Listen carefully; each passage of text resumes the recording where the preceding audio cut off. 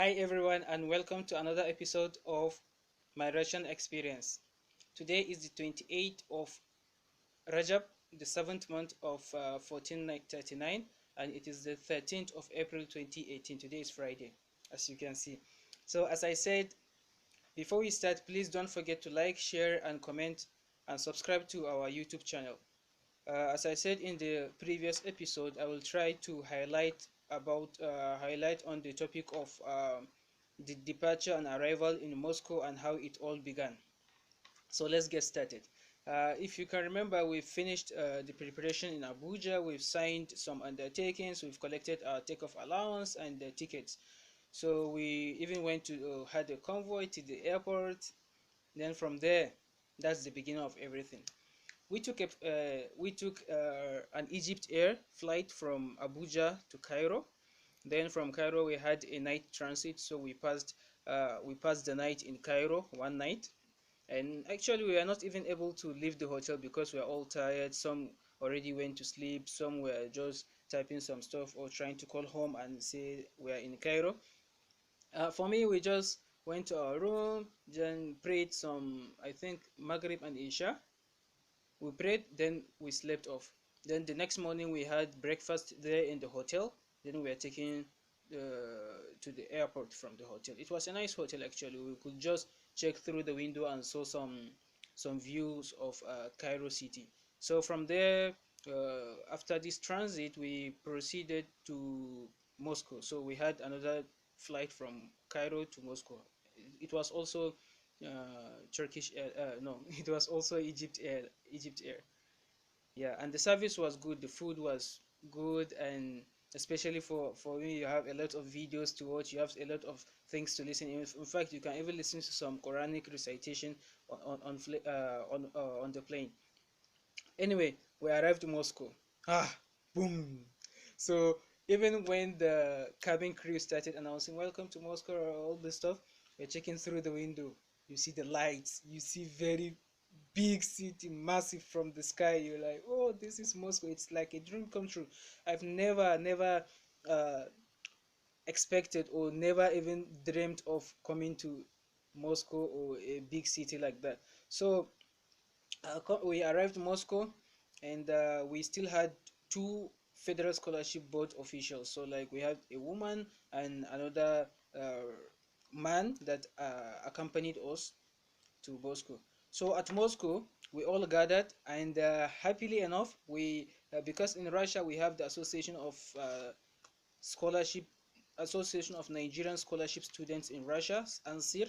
So they came to welcome us in Moscow from almost all the cities where there are Nigerian scholarship students. They have a city representative, so they came to Moscow because they knew on that day where new students are coming with the Federal Scholarship Board representatives.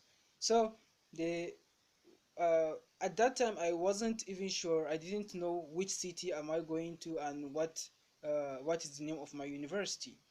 But anyway, we arrived in Moscow.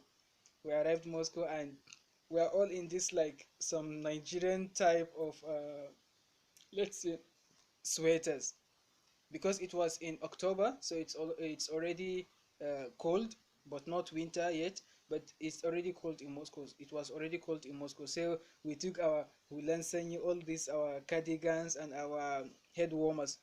Anyway, the Russian students, the Nigerian students in Russia just came like this. Then they waited. The representative from Russia, Russian Ministry of Education came.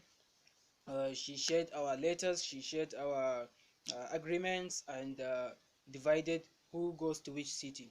So, and mostly it was divided according to the the speciality or the course of study. So for example, those they came to Russia with us to study medicine 7 years and above, so they went to a particular city. For engineering, this city. For so like, or it also depends on the university that the student is going to be enrolled in. So anyway, to cut everything short, we were posted to TVER. I and some other scholars that we came with. Okay, TVER, and luckily enough, the city rep of TVER, Daniel, was on ground, so he was at the airport. They said, okay, Daniel, these are your boys, these are your students, take them, yeah, and a girl among us, take them to TVER. That's all. So they handed us over to Daniel to city ref. Yeah, that's how we Daniel helped. He ordered taxi. We took taxi from TVER, from because TVER is not very far from Moscow, so we just took a taxi to TVER, a very nice small old city, Russian city. So on our way to Tver, immediately Daniel started, okay, welcome to Russia. This is telling us about the school, about the city, about all how things go on. Then I could remember we paused. Yeah, we waited. Uh, while traveling, we had to buy something, so we stopped. We entered a, like, let's say, canteen or shopping mall by the roadside. The first thing that among the peculiarities of Russian, let's say, malls or Russian food, yeah. So one of us wanted to buy water. He just opened the fridge, he took water, and Daniel was looking at it, trying to read what type of water is that. We're like, what do you mean? What type of water is that? All water, as in H2O. What's the difference? So he said, in Russia, everywhere there is gaseous water and there is normal water. So maybe you will buy gaseous water without knowing. In some cases they put the what do I say, the cover, the bottle cover of gaseous water is done in red or dark blue, and the other normal water is in normal blue or white or something, you understand? So in some cases they differentiate, but in some cases you have to read.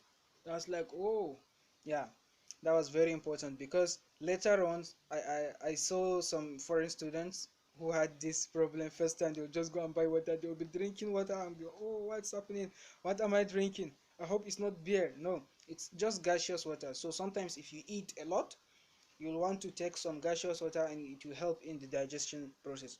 Okay, that's number one fishka, number one life hack. Okay, we proceeded with our journey. So I told you we were in court. When we entered the taxi, we just like removed our coats and everything. We were relaxed kind of, but still it was warm in in the taxi. So on the car it was warm. Also, so then number two life hack is that in Russia, everywhere, or let me say almost everywhere, you have a heater. It doesn't matter what type of heater or where you're going to put it, especially in winter. So let's say all heaters, in Nigeria mostly we have AC in our cars and all this stuff. In our homes, at homes, in the schools and all this is AC we put, because it's hot in Nigeria, so you need to cool off. But here, especially in winter, it's cold, so you need to warm up. So in the cars you have heaters, in the school, in the room, in the banks, on bus, public transport, train, everywhere you have heater. So also on the car we had a heater also. Anyway, we reached Tiver. Alhamdulillah, we arrived safely. Nothing. I think we didn't sleep, or we didn't sleep much, because Daniel helped, like he was just telling us about the stuff, narrating. Okay, we reached Tiver. You will see your hostel, all this stuff. So we reached there, and another scholarship student from Nigeria, Abdul from Plateau State, from Jos, also he was there. He welcomed us. Okay, because even Alhamdulillah, they really helped us in these first days, because even before our arrival, they communicated, so how many students are coming and how many rooms are they going to book for us in the hostel and all this stuff. Because was it weekend? I'm not sure whether it was weekend or not, but since it's late, the hostel administrator is not on ground, so they booked, and she already told them who goes to which room. Anyway, we came, they welcomed us, they helped us with the settlement. So like we settled in our rooms, some in different rooms. Yeah, in different, no, two went to another room. I was alone. I mean, I was in a room where two people were already there, so I was alone from Nigeria there. We have a Ghanaian student that is, I think, in his third year or fourth at that time, and Anton, a Russian from Kazakhstan. So I just send there, hi, hello, yeah, yeah, yeah, because I don't know nothing in Russian except that word, the piat. So I don't know anything at that time, and I didn't mind to learn because I know they are going to teach us, and we're going to start very soon. Anyways, yeah. So we arrived. We took our stuff to our rooms, and what else? Then the next days, we immediately we started our routine of what? First, shopping, like the basic, the food and all these utensils and everything. We shopped that with Abdul and her. He took us to a shopping mall. We bought. He told us this is what, this is what, because you don't know anything and everything is in Russian. And even in most of the places, nobody will speak English, or it's not written in English. So Abdul, being a first year student, he was like, yeah, translating, helping to translate some things and advising us on what to buy and what not to buy.